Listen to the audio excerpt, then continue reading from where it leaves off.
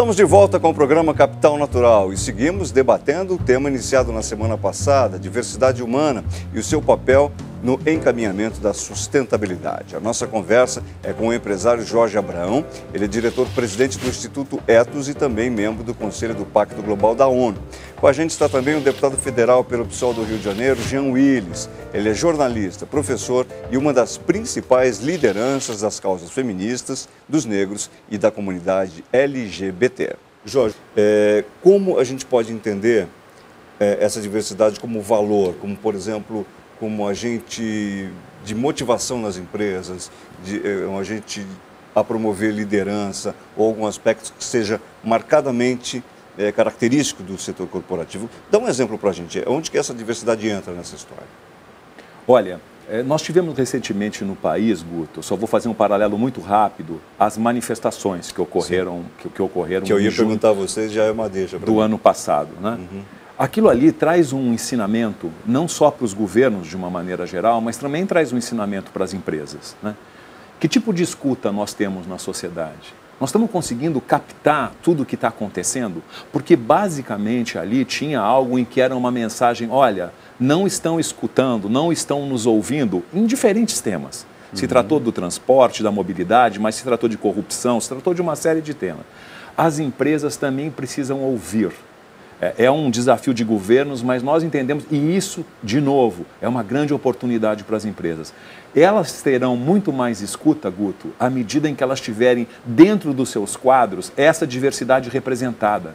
O ideal, a empresa ideal, eu sei que é muito difícil, as empresas lutam por sobrevivência, as empresas caminham e avançam, mas a empresa ideal é que tivesse dentro dos seus quadros quase que uma representação da sociedade, quase fosse um espelho da sociedade que a gente vive, porque ela teria, na verdade, condições de estar captando os problemas, de estar achando soluções criativas para poder enfrentá-los. Muito bem. Eu queria fazer agora um outro paralelo, talvez dando uma guinada aqui na nossa conversa, mas evidentemente, imagino eu, ainda pertinente dentro dessa nossa ótica. Quando a gente pensa em nações como os países nórdicos, como o Japão, como o Canadá, como, enfim, a Suíça, são, digamos, eu não vou usar a terminologia correta porque eu não a domino, deputado e Jorge, mas são para usar a melhor expressão que me ocorre agora, são países de menor diversidade humana. Sim. São países muito bem sucedidos do ponto de vista social, cultural, econômico. Sim.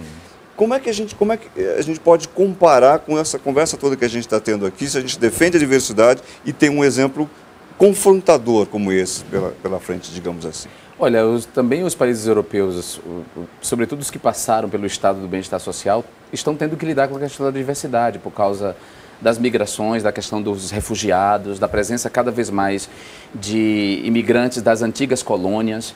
E eles têm encontrado soluções. Por exemplo, eu tive recentemente em Londres e eu passei por uma loja de departamento, como se fosse a C&A, não lembro agora o nome da loja. E na parede tinha uma campanha da nova coleção da loja e no meio dos modelos tinha um paquistanês. Assim, está claro que a comunicação é para uma população que está cada vez mais diversa do ponto de vista étnico por causa da presença dos migrantes, né, dos imigrantes. E essa é uma maneira de solucionar essas questões. Quer dizer, eu não vou ignorar, essa pessoa é consumidora, ela precisa ser representada da minha publicidade. E eu vi a quantidade de paquistaneses trabalhando na própria loja. Então, não somos só nós que temos que lidar com a questão da diversidade. A diversidade é um traço nosso. Nós nos fizemos nação já em cima da diversidade, a despeito das ações dos colonizadores para tentar exterminar os povos indígenas e a escravidão de pessoas negras. Mas nós somos diversos na origem. Eles agora são forçados a encarar uma diversidade por causa das colônias, né? Mas eles não estão alheios a essa questão. Guto, o que você traz é uma provocação do ponto de vista de parecer um paradoxo. Sim, né? Exatamente. Um país desenvolvido e um país que não tem uma diversidade, né?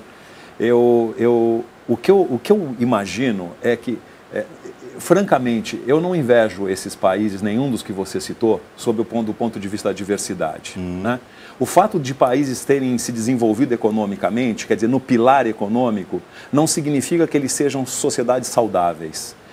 E o que nós estamos discutindo aqui, e justamente provocados por você, é que é algo que eu diria que está acima dessas questões econômicas e de PIB dos países de uma maneira geral. Tá? Como é que a gente consegue ter uma sociedade de bem-estar? Sim. Porque essas sociedades, elas já estão enfrentando problemas gravíssimos do ponto de vista, nesse problema da diversidade, elas não estão sabendo lidar com o novo formato que nós temos de abrigar, de sermos amigáveis, e estão virando, na verdade, ilhas. E o nosso mundo, Guto, ele só vai ter saída, na verdade, e ele tem saída, mas se a gente conseguir ter uma agenda que vá além das nossas fronteiras, né? De alguma maneira, os nossos desafios hoje, os desafios ambientais, Guto, não estão nas fronteiras, não acabam na fronteira do Brasil, dos Estados Unidos ou da Alemanha.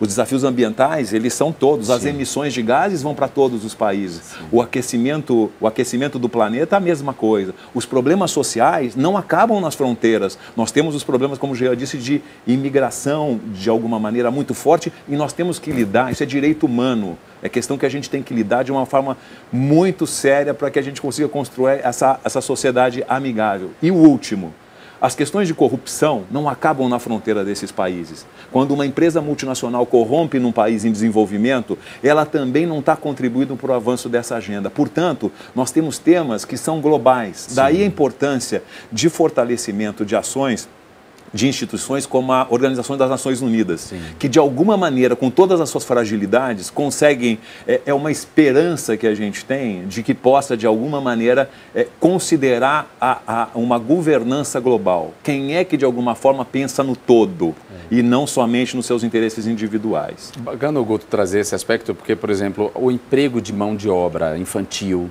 em fábricas de grandes grifes é atentar contra a ideia de desenvolvimento humano, claro, né, porque você aborta ali também, já na infância, as chances dessa criança se desenvolver como pessoa, como ser humano, como profissional, por ter a sua mão de obra explorada muito cedo por uma empresa que sabe que empregando essa mão de obra vai reduzir os seus custos, digamos assim, e ampliar os seus lucros. Essa é uma dimensão muito boa. Agora, o Jorge também chamou a atenção para uma coisa interessante, assim, que a maneira como as nações desenvolvidas nos olham, essas nações, é muito melhor do que... Eles enxergam na gente um potencial muito e uma chance da gente ensinar ao mundo do que a gente mesmo se enxerga como esse potencial de que a gente pode ensinar ao mundo a partir da nossa diversidade. Eles estão muito atentos, por exemplo, às soluções, às contribuições para a nossa identidade que as etnias africanas e os afrodescendentes deram para a nossa identidade, e também os povos indígenas, sobretudo a relação com o meio ambiente. Sim. Né? E eles acham que esse a gente não pode pensar no desenvolvimento sustentável sem ouvir, né, essa tradição, sem levar em conta essa tradição. E nós aqui muitas vezes desprezamos essa tradição. Né?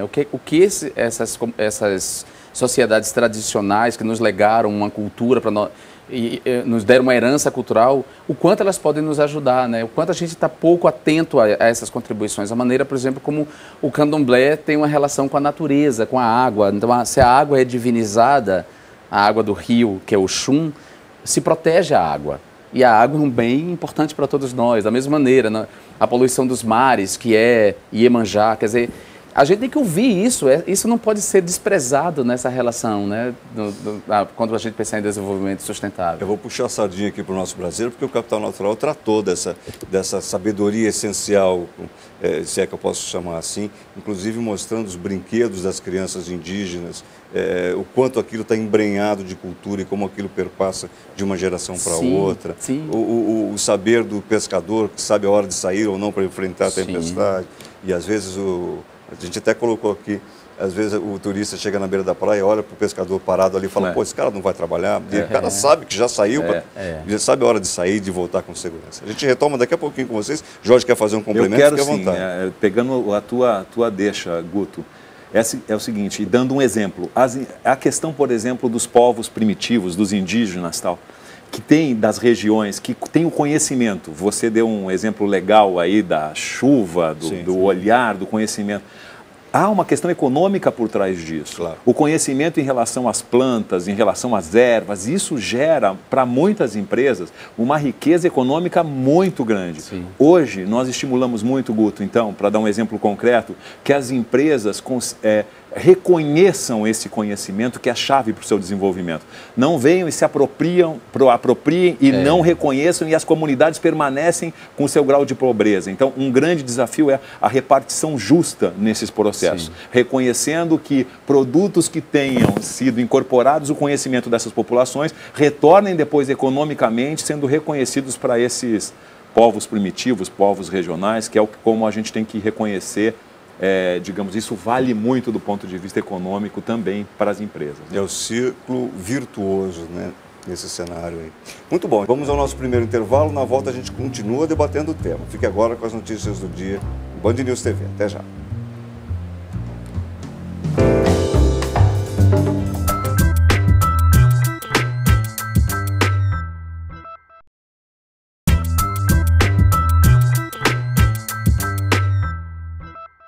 Estamos de volta com o Capital Natural, que hoje debate o tema da diversidade humana e a sua relação com o desenvolvimento sustentável.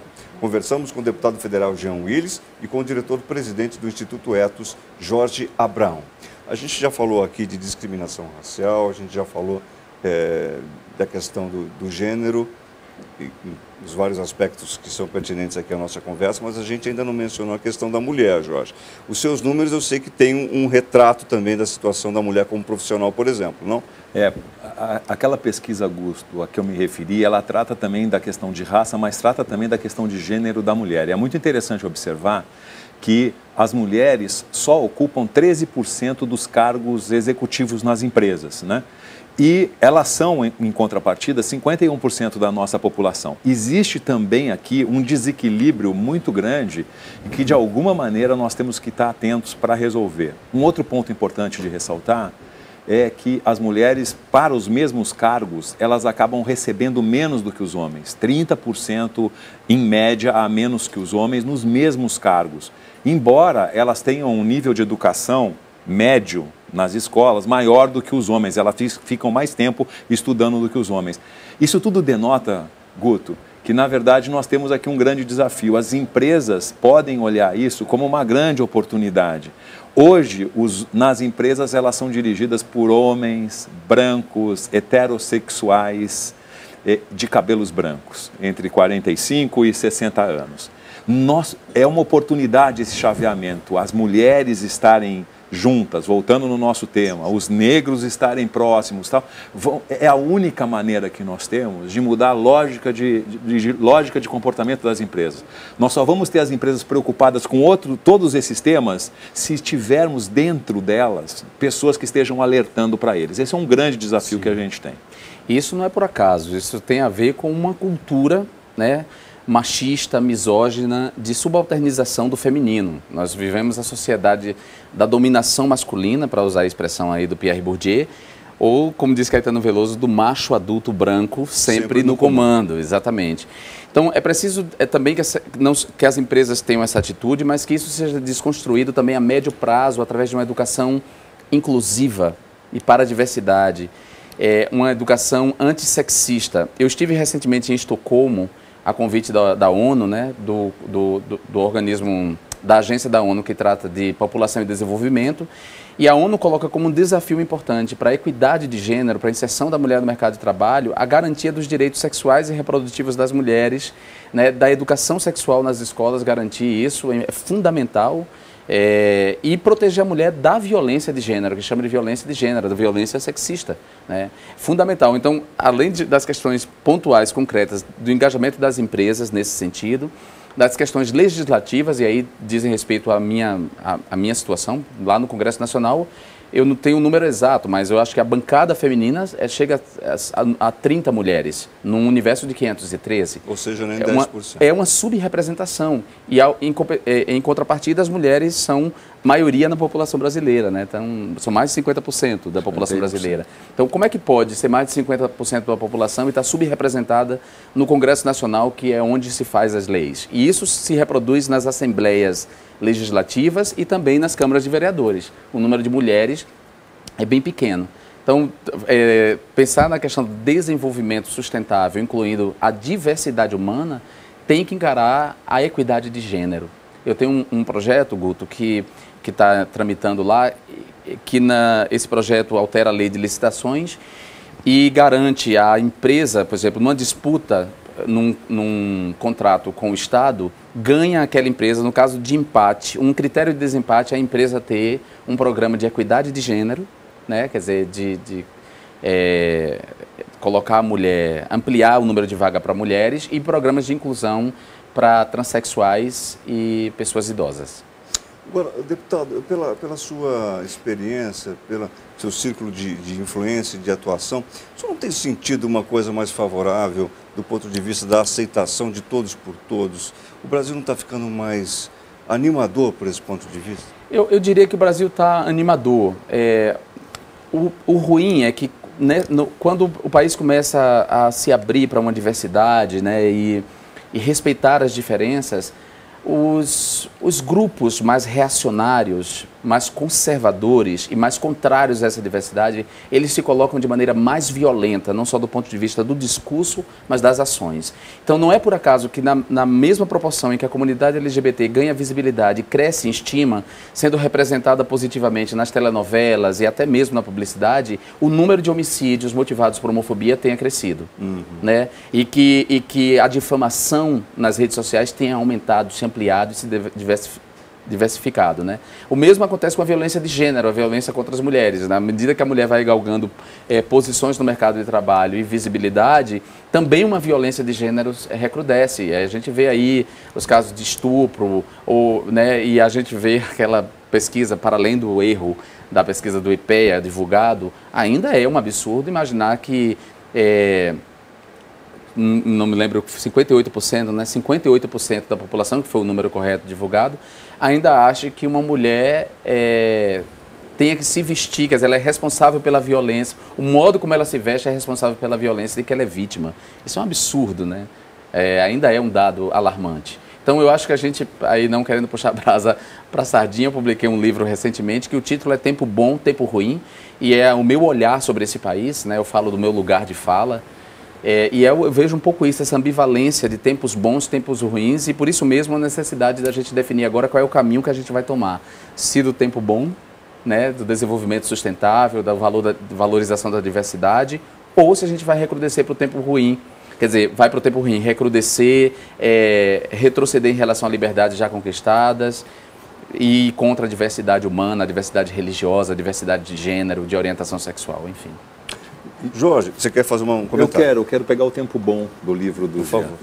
E eu acho que, sabe, Guto, há países que... O Japão é reconhecido como um país em que os produtos têm qualidade. A Alemanha é reconhecida pelo país também pela qualidade, pela precisão dos seus produtos. A Itália pelo design. O Brasil tem uma grande oportunidade. O Brasil pode ser reconhecido como um país de produção de sustentabilidade, de produtos sustentáveis. E isso não é só questão ambiental. Então eu diria assim, toda essa agenda que a gente discute aqui, está embutida nela uma questão de oportunidade para a colocação da reputação do país. O país hoje em dia já tem uma reputação fora do Brasil que traz de alguma maneira uma simpatia para o nosso país. Sim. Que bom se a gente conseguisse, além dessa simpatia, agregar um valor que vai ser chave nos próximos 100 anos para a humanidade, que é essa discussão que a gente faz aqui de sustentabilidade. Sob essa ótica, nós temos uma grande oportunidade e é por isso que eu acho que todos nós, governos, empresas, cidadãos, têm uma agenda super bacana para poder avançar, mas de uma maneira que faça acontecer, como nós tínhamos falado. É um diferencial para a gente oferecer para o mundo, então. Exatamente. Né? E como melhor entender, Jorge, esse diferencial do ponto de vista dessa biodiversidade humana, nesse aspecto em particular? O que é mais bacana que o Brasil tem para oferecer lá para fora? O que o Brasil tem para oferecer é que cada produto nosso, Guto, eu acho que a ideia é um pouco essa, né? Que ela tenha, na verdade, uma relação de respeito com a sociedade, de respeito com essa diversidade que a gente está falando. E isso é medido, isso não é no blá, blá, blá. As empresas têm indicadores que possam, na verdade, ter claramente o comportamento que elas têm em relação a cada um desses públicos que nós falamos aqui. Elas têm indicadores do ponto de vista ambiental também. Então, o que eu estou querendo colocar é que o nosso país tem essa rara chance que muitos outros não têm.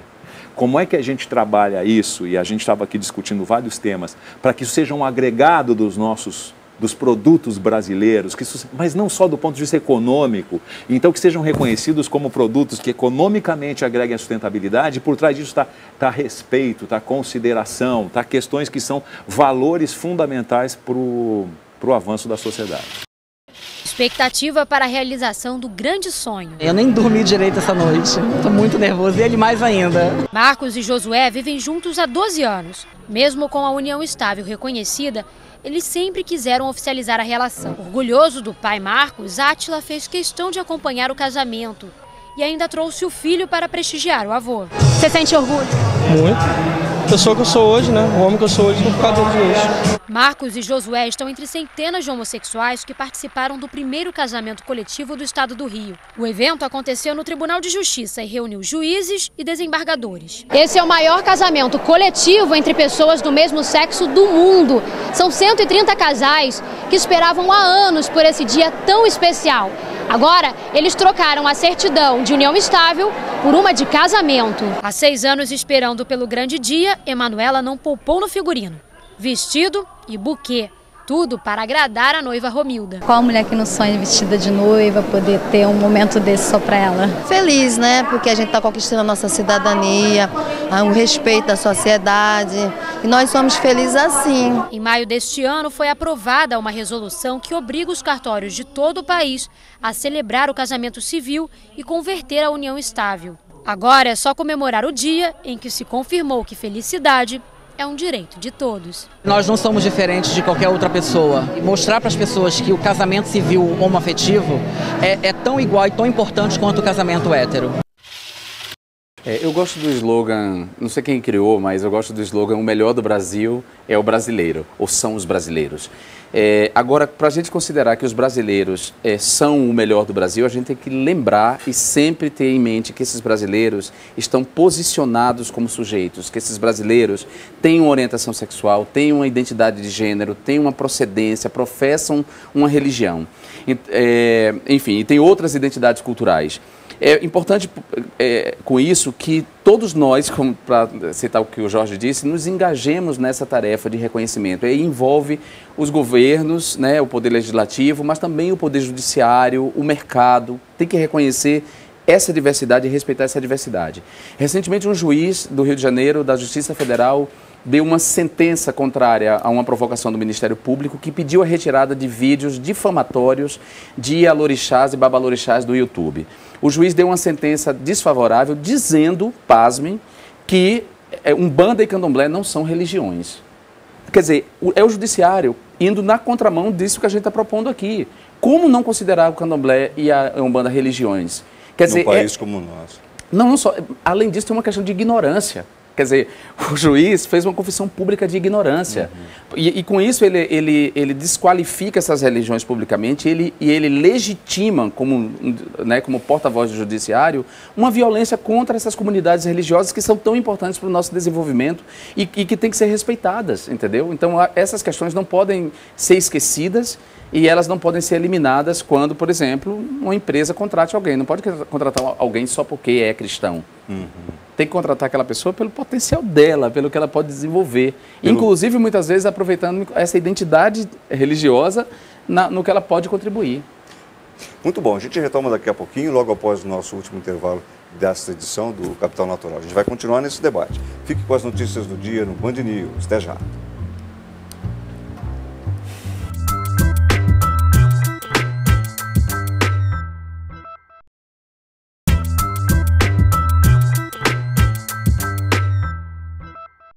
Olá, estamos de volta com o programa Capital Natural, que hoje debate o tema da diversidade humana e a sua relação com o desenvolvimento sustentável. A gente está quase chegando aqui ao finalzinho do programa. Eu queria ouvir do deputado, pelo seu conhecimento, o que há de mais bacana, mais efetivo e mais interessante. Qual é o estado da arte em termos de ações afirmativas aí mundo afora? O que lhe chama a atenção e fala, aos seus olhos, inclusive, apesar de ir contando com toda a sua experiência, fala, pô, aqui está uma coisa legal que está acontecendo. Olha, Eu gosto da maneira como... Eu tenho muitas críticas ao governo Obama, mas eu gosto da maneira como o Obama vem desenvolvendo a política pró-população LGBT. Ele escolheu isso, por exemplo, como uma marca do segundo governo dele, o que ele quer deixar como herança, e a reconhecer essa população como um sujeito de direitos e entender que o bem-estar dessa população vai incidir sobre o desenvolvimento e a riqueza dos Estados Unidos é um exemplo bacana para a gente pensar. Jorge, tem na cabeça uma ilustração? Eu tenho só um exemplo que eu achei bastante interessante, que ofereceram recentemente para o governo de Estocolmo a possibilidade de sediar as Olimpíadas de Inverno de 2022. E a resposta do governo de Estocolmo foi: não queremos fazer, obrigado pelo convite, mas nós temos outras prioridades mais fortes, como educação, habitação e transporte. A Suécia é reconhecidamente um dos países de maior índice de desenvolvimento humano do mundo. Eu acredito que o que nós temos que pensar e cada vez mais aprofundar é quais são os interesses públicos de bem comum do nosso país. E isso é uma questão que eu acho que é chave para a gente conseguir atingir, Guto, todas as questões que conversamos hoje aqui. Mas passa pelas manifestações, como a gente está vendo, Jorge, ou talvez e provavelmente não? Eu acho que passa, assim, na minha opinião, passa. Eu acho que participação da população, Guto, sempre é bem-vinda. A gente pensar em questões que beiram a violência, eu acho que aí já é uma outra questão.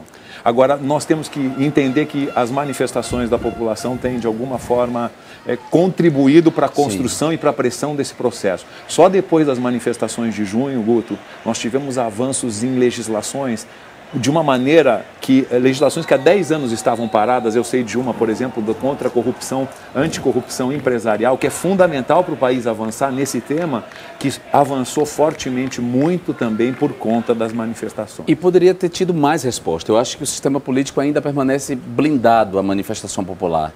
Eu acho que as manifestações não podem ser criminalizadas e quando a gente falar em violência, a gente não pode considerar a violência apenas a depredação que acontece em algumas manifestações. A violência institucional é um horror também, a maneira como as polícias tratam os manifestantes e a maneira como o próprio Estado, os governos, o Legislativo querem criminalizar as manifestações com leis antiterrorismo é algo que nos preocupa. Mas eu quero te dar, Guto, um outro exemplo também que está na linha do que a gente discutiu aqui, do desenvolvimento sustentável e considerando aí a diversidade humana e o valor do ser humano nesse desenvolvimento, que é o exemplo do Uruguai, em todos os aspectos, e no mais recente, na nova política de drogas que o Uruguai está fazendo, como forma de quebrar o poderio do narcotráfico, de reduzir os homicídios, de reduzir o encarceramento, garantir as liberdades individuais e fomentar o sistema, a economia do país. Esse é um bom exemplo. Acho que foi um exemplo que, inclusive, a TV Bandeirantes fez uma entrevista com ele, com o presidente Mujica lá no Uruguai, que chamou a atenção de todo mundo mesmo, até pela própria postura dele, não é? De uma simplicidade. Ele, digamos assim, ele se coloca de uma forma muito igual a cada um dos seus cidadãos. Né? Acho que é um pouco disso que a gente também falou ao longo dessa conversa toda. Boa conversa, aliás, muito obrigado a vocês. O programa dessa semana vai ficando por aqui. Eu quero agradecer a presença dos nossos convidados, engenheiro e empresário Jorge Abraão, diretor-presidente do Instituto Ethos, ele também membro do Conselho do Pacto Global da ONU, e conosco ainda o deputado federal Jean Willis, jornalista, professor e hoje uma das principais vozes públicas a favor desta diversidade humana de que tratamos. Muito obrigado a vocês por estarem com a gente. Convido você a continuar conectado conosco. Acesse a nossa página no Facebook. Eu sou Guto Abranches. Até o próximo programa.